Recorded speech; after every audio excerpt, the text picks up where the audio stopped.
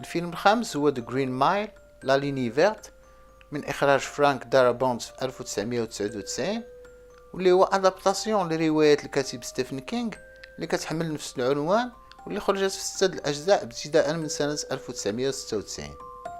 والأحداث ديال الفيلم واقعين في ولاية لويزيانا الأمريكية ديال الثلاثينات في الوقيته ديال الأزمة الاقتصادية العظمى، ودايرين على بول اللي تيلعب الدور ديالو توم هانكس، واللي هو رئيس ديال واحد الفرقة ديال العساسة الحبس مكلفين بحراسة واحد الجناح سبيسيال تيعيطوا ليه دو جرين مايل لا ليني فيرت، اللي ساجنين فيه الحباسة اللي محكومين بالإعدام.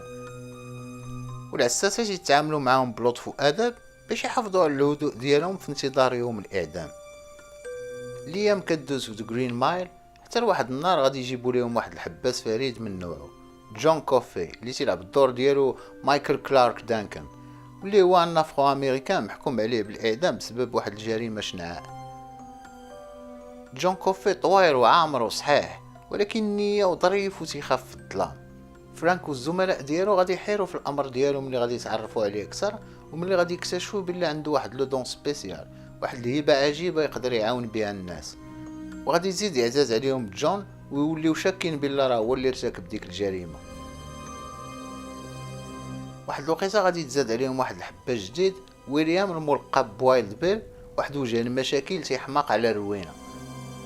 وانا القصه غادي تعنكش وتمشي بينا بعيد. هذا الفيلم صدق وحقق نجاح، وكان مرشح لعده جوائز في الاكاديمي اووردز.